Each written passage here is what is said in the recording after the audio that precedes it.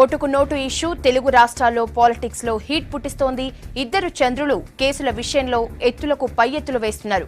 Revanth remand పొడిగింపుతో పాటు bail petition case విచారణ ఇతర విషయాలను సీఎంకు ప్రత్యేకంగా కలిసి వివరించారు ఏసీబీ డీజీ ఏకే ఖాన్. ఇప్పటివరకు కేసు విచారణ జరిగిన తీరుపై సీఎంకు స్టేటస్ రిపోర్టును అందించారు డీజీ.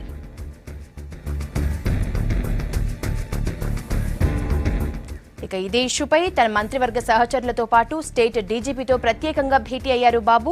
ఓటుకు నోటు ఇష్యూ కాకుండా ఫోన్ ట్యాపింగ్ పై ఢిల్లీ స్థాయిలో ఫిర్యాదులు చేసిన బాబు స్టేట్లో కేసీఆర్ పై నమోదైన కేసుల తర్వాత అనుసరించాల్సిన వ్యూహాలు, స్టీఫెన్సన్ తో ఫోన్ సంభాషణల ఆడియో లీకేజ్ అంశాలపై వీరితో చర్చించారు. ఈ సమావేశానికి ఆర్థిక మంత్రి యనమల, కేంద్ర మంత్రి సుజనా చౌదరి, డీజీపీ రాముడుతో పాటు పోలీస్ ఉన్నత అధికారులు కూడా హాజరయ్యారు. అదేవిధంగా ఈ భేటీ ముగిసిన వెంటనే ఏపీ సెక్రటేరియట్ లో అందుబాటులో ఉన్న మంత్రులతో కూడా చర్చించారు చంద్రబాబు.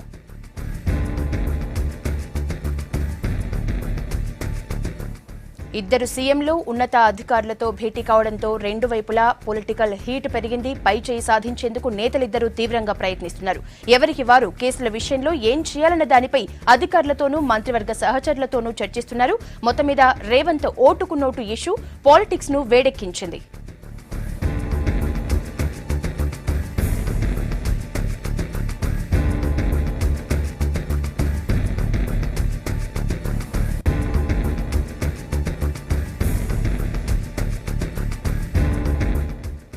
ఇక ఏసీబీ నెక్స్ట్ స్టెప్ పై అప్డేట్స్ అందించేందుకు సంపత్ రెడీగా ఉన్నారు. సంపత్, ఏపీ అప్డేట్స్ అందించేందుకు సంగప్ప కూడా లైవ్ లో సిద్ధంగా ఉన్నారు. ముందుగా సంపత్ దగ్గరికి వెళ్దాం. సంపత్, గవర్నర్ తో డీజీపై అనురాగ్ శర్మ భేటీ అయ్యారు. మరి సీఎంతో ఏసీబీ డీజీ ఏకే ఖాన్ కూడా భేటీ అయ్యారు. ఇంత అర్జెంట్ అవసరమే వచ్చింది డీజీలు సీఎంస్ తో భేటీ అవ్వడానికి?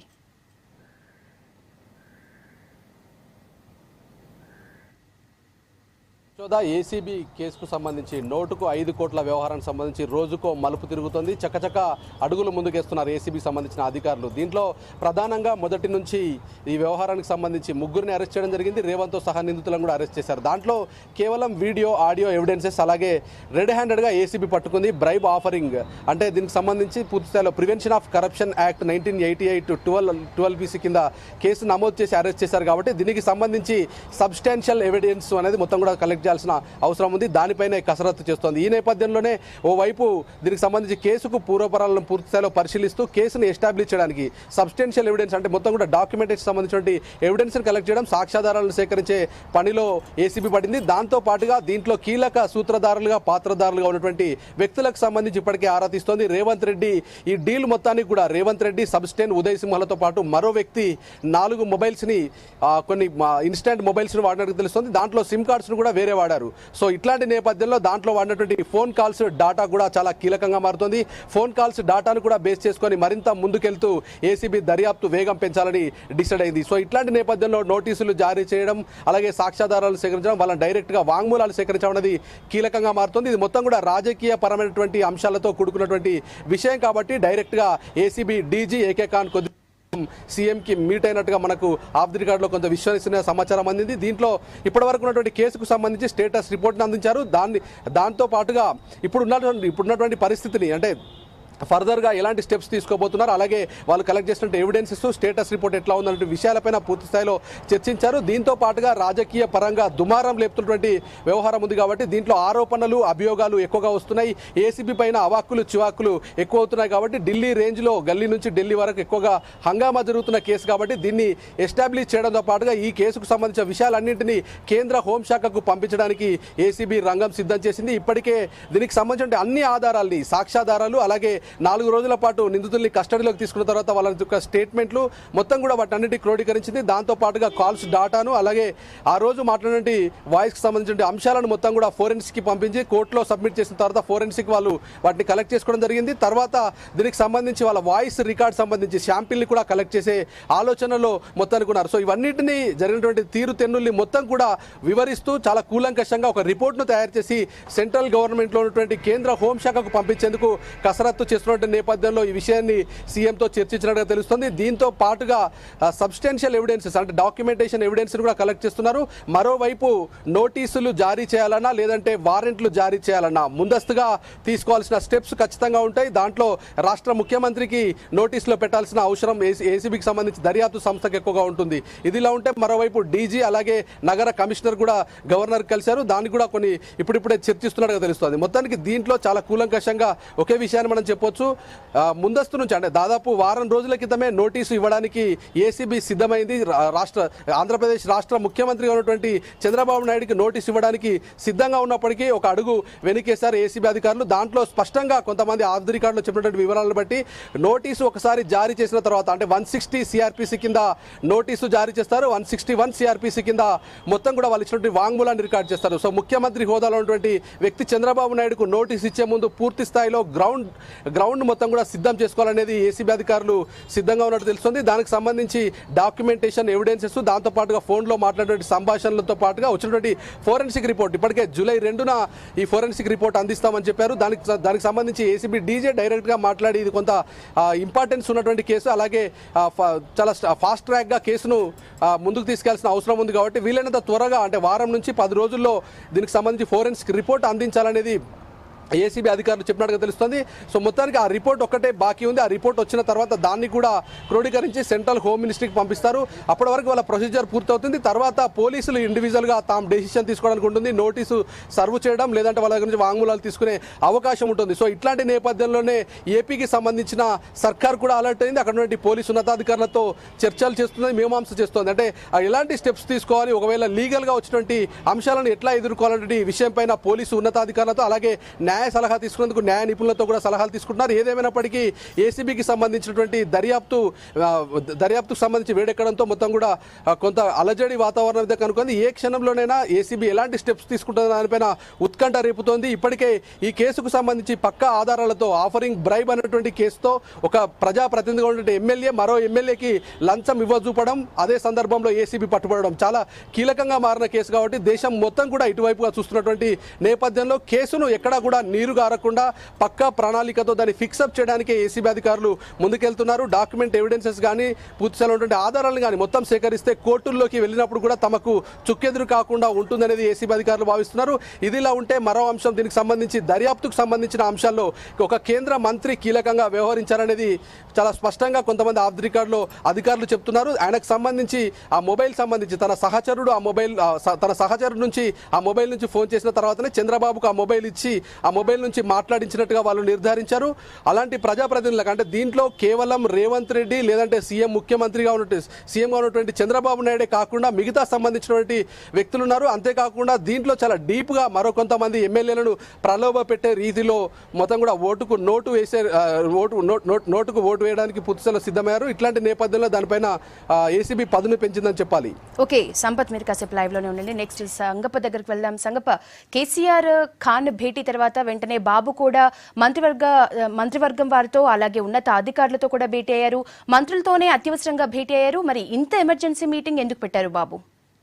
అంటే ఏకే ఖాన్ సీఎం కేసీఆర్తో కలిసిన తర్వాత కాదు యశోద, ఈరోజు ఉదయం నుంచి కూడా చంద్రబాబు నాయుడు ఈ ఓటుకు నోటు వ్యవహారంలో ఉదయం చాలా బిజీగా ఉన్నారు. ఈ వ్యవహారాన్ని ఎట్లా ఎదుర్కోవాలంటే అంశం పైన కూడా ఆయన పొద్దుటి నుంచి కసరత్తు చేస్తున్నారు. నేను అనుకుంటాను ఏపీ ఇంటెలిజెన్స్ ఇప్పుడు బాగా యాక్టివ్గా పనిచేస్తున్నట్టుంది. ఎందుకంటే ఈ తెలంగాణ గవర్నమెంట్లో జరుగుతున్న పరిణామాలు, ఏసీబీ కేసు విచారణలో కేసు ఇష్యూలో ఎంత ఫాస్ట్గా ముందుకు పోతుందో అంత ఫాస్ట్గా కూడా ఏపీ ఇంటెలిజెన్స్ బాగా పసిగడుతున్నట్టుంది. అందులో భాగంగా కావచ్చు ఈరోజు ఉదయం ఏకే ఖాన్ సీఎం కలవక ముందే ఏపీ డీజీపీతో అక్కడ సీఎం చంద్రబాబు నాయుడు ఇంట్లో యనమల రామకృష్ణతో కలిసి భేటీ అయ్యారు.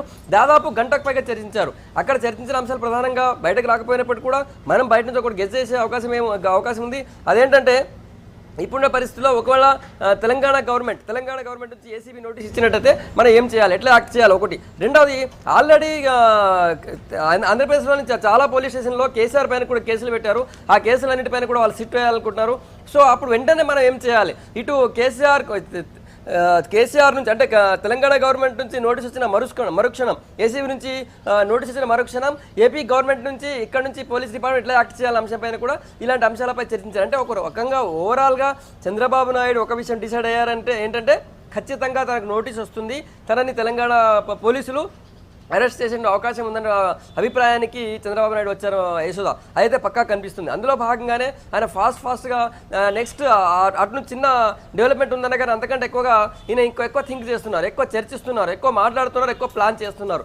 అందులో భాగంగానే ఫస్ట్ ఉదయం ఈరోజు యనమల రామకృష్ణుడు ఏపీ డీజీపీతో చంద్రబాబు నాయుడు గంటకు పైగా మాట్లాడారు. సో ఇవన్నీ ఇక్కడ కేసు నోటీస్ వస్తే అక్కడ కేసుల గురించి వాళ్ళు మాట్లాడారు, నెక్స్ట్ ఏం చేయాలని దానిపైన. ఆ తర్వాత వెంటనే మళ్ళీ సెక్రటరీ వెళ్ళారు. సెక్రటరీకి వెళ్ళిన తర్వాత యాక్చువల్లీ ఈరోజు యానిమల్ హస్బెండరీ తర్వాత హౌసింగ్ పైన సబ్ కమిటీతో మీటింగ్ ఉండింది చంద్రబాబు నాయుడుకి, దాన్ని క్యాన్సిల్ చేసుకున్నారు. క్యాన్సిల్ చేసుకుని ఈ కేసులో ప్రధానంగా పేర్లు వినిపిస్తున్నటువంటి ఇద్దరు ఎంపీలు సృజనా చౌదరి తర్వాత గరికపాటి మోహన్ రావు, ఇద్దరు రాజ్యసభ ఎంపీలు, ఇద్దరు కూడా ఏపీకి అంటే టీడీపీకి ఫండింగ్ చేస్తూ ఉంటారు. అది ముందు నుంచి చర్చలో ఉంది, అలాంటి చర్చ ఉంది కాబట్టి సో ఇందులో వీళ్ళ పేర్లు కూడా ప్రధానంగా వినిపిస్తున్నాయి. అందుకే వాళ్ళిద్దరు పిలిపించుకున్నారు, ఇద్దరు ఎంపీలు తర్వాత అందుబాటులో ఉన్న మంత్రులందరితో కూడా మీటింగ్ ఏర్పాటు చేసి ఒకవేళ నోటీస్ వస్తే ఏం చేయాలి, ఆ నోటీస్ని ఎట్లా మనం ఎదుర్కోవాలి, నోటీస్ ఎదుర్కొనేందుకు లీగల్గా ఉన్నటువంటి అంశాలు ఏంటి, ఆ తర్వాత రాజకీయంగా ఎలాంటి సమస్యలు తలెత్తాయి, ఆ రాజకీయంగా వచ్చేటువంటి సమస్యల్ని లేదా ఆరోపణల్ని విమర్శల్ని ఎట్లా ఎదుర్కోవాలి, ఎట్లా ప్రతి విమర్శ చేయాలి, ఎట్లా ప్రత్యారోపణ చేయాలి.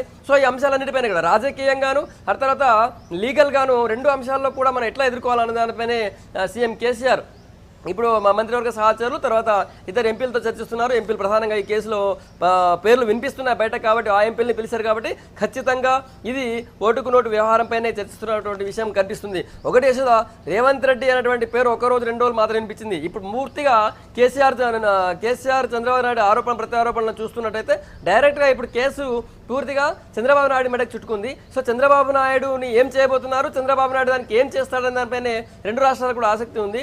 ఇప్పుడు చంద్రబాబు నాయుడు ఇప్పుడు దాని మంత్రివర్గ సహచరులతో చర్చిస్తున్న అంశాలపైన సర్వత్రా ఆసక్తి కలుగుతుంది, ఉత్కంఠగా ఉంది. ఎందుకంటే అంటే చంద్రబాబు నాయుడు అడుగులన్నీ కూడా ఖచ్చితంగా తాను అరెస్ట్ అవుతాను, నన్ను అరెస్ట్ చేయబోతున్నారు అభిప్రాయంతో ఉన్నారు ఆయన. అందుకే ప్రజాగ్రత్త పడతా ఉన్నారు ఆయన. అందులో భాగంగానే ఈరోజు ఇప్పుడు ఈ ఎంపీలు పిలిపించడం కావచ్చు, లేకపోతే మంత్రివర్గ మిత్రులతో మాట్లాడడం కూడా కావచ్చు, ఇదంతా కావచ్చు. అయితే ఒకవేళ ఈ అరెస్ట్ ఎందుకంటే ఇప్పటికే నిన్న ఏపీ కాంగ్రెస్ వాళ్ళు ఇందిరా పార్క్ దగ్గర పెద్ద ధర్నా పెట్టి పెద్ద నిరసన కార్యక్రమం చేపట్టారు. ఆయన్నే రేవంత్ రెడ్డి చెప్పిన బాస్ కాబట్టి ఆయన రాజీనామా చేయాలని చెప్పారు. ఈ కేసులో A1 చంద్రబాబు నాయుడు అని చెప్పి కాంగ్రెస్ పార్టీ విమర్శిస్తుంది. ఆల్రెడీ వైసీపీ అధినేత జగన్మోహన్ రెడ్డి ఢిల్లీలో వెళ్ళి రాష్ట్రపతి దాకా పోయి చెప్పించారు A1 చంద్రబాబు నాయుడు ఆయన అరెస్ట్ చేయాలని చెప్పి. సో ప్రతిపక్షాల నుంచి వచ్చేటువంటి విమర్శలు రేపు నోటీస్ వచ్చిన మరుక్షణం ప్రతిపక్షాలను కూడా మీద పడతాయి. నోటీస్ వచ్చిన మరుక్షణం రాజీనామా చేయాల్సిన పరిస్థితి రావచ్చు. సో రాజీనామా చేయాల్సిన పరిస్థితి వస్తే మనం రాజకీయంగా ఎట్లా ఎదుర్కోవాలి, ఆ తర్వాత లీగల్ కూడా ఎట్లా ఫైట్ చేయాల్సి ఉంటుంది. సో ఈ అంశాలన్నిటిపైన కూడా చంద్రబాబు నాయుడు చాలా సీరియస్గా చర్చిస్తున్నట్టు కనిపిస్తుంది. అందులో భాగంగానే ఉదయం డీజీపీతో గంట సేపు మాట్లాడారు. ఇప్పుడు కూడా సెక్రటరీలో అదే విషయంపైన మాట్లాడుతున్నట్టు తెలుస్తుంది. ఓవరాల్గా కూడా రాజకీయంగా లీగల్గా ఎదుర్కోవడానికి వ్యూహాలు రచిస్తున్నట్టుగా స్పష్టంగా కనిపిస్తుంది. యశోద సంగప్ప ఇప్పుడు మీరు చెప్పినట్లుగా కేవలం ఈ ఒక్క అంశంపైనే ఫుల్ ఫ్లెడ్జ్ కాన్సన్ట్రేషన్ పెట్టారు బాబు. మొత్తంగా తెలంగాణ నుంచి వచ్చే స్టెప్స్ ని బట్టి వాళ్ళ యాక్షన్ ప్లాన్ ఉంటుందా, లేక వాళ్ళకంటూ ఒక ప్లాన్ సిద్ధం చేసుకున్నారా? తెలంగాణ నుంచి ఏం రాబోతుందనే అంశానికి వాళ్ళకు క్లారిటీకి వచ్చేసినారు యశోద. ఎందుకంటే వీళ్ళు ఆల్రెడీ ఫోన్ ట్యాప్ చేశారు, ట్యాప్ చేయలేదు, అవన్నీ విషయాలు ఒకవైపు ఉంచినట్టయితే ఇంకోవైపు మామూలుగా స్మార్ట్ ఫోన్లో కూడా వాయిస్ రికార్డ్ చేసే అవకాశం ఉంది. కాబట్టి చంద్రబాబు నాయుడు ఎన్నిసార్లు మాట్లాడారో ఆ వాయిస్ అన్ని కూడా మా దగ్గర ఉన్నాయని వీళ్ళు చెప్తున్నారు. ట్యాపింగ్ కాకపోయినా కూడా స్మార్ట్ ఫోన్లో రికార్డ్ చేశారు అవకాశం. ఆ రికార్డ్ ఎవరైనా చేయొచ్చు, ఆ స్టీఫెన్సన్ కూడా చేయొచ్చు. కాబట్టి సో మొత్తానికి ఆల్రెడీ ఫోరెన్సిక్ ల్యాబ్ పోయినాయని అంటున్నారు. సో ఓవరాల్గా చంద్రబాబు నాయుడు తెలుసు ఈ విషయంలో నేను రంగంలో దిగాను, ప్రత్యక్షంగా నేను మాట్లాడాను కాబట్టి నేను ఖచ్చితంగా ఈ కేసులో ఇరుక్కుంటానన్న భావనకు ఆయన వచ్చినట్టున్నారు. అందుకే ప్రతి క్షణం ఆయన ఒక రకంగా జాగ్రత్త పడే ప్రయత్నం చేస్తున్నారు. నెక్స్ట్ ఏమవుతుందో తెలుసుకునే ప్రయత్నం చేస్తున్నారు. నెక్స్ట్ ఏమవుతుందో తెలుసుకొని దానికి కౌంటర్గా మనం ఎట్లా అడుగు వేయాల అంశం పని చర్చిస్తున్నారు. కాబట్టి ఖచ్చితంగా ఈ ఓటుకు నోటు వ్యవహారంలో తనకు నోటీస్ వస్తుందన్న భావనలో ఆయన వచ్చేశారు. అందులో భాగంగానే నెక్స్ట్ ఏం చేయాలి అంశం పైనే ఆయన చర్చిస్తున్నట్టుగా ప్లాన్ చేస్తున్నట్టు కనిపిస్తుంది. Yashoda okay, thank you Sangappa.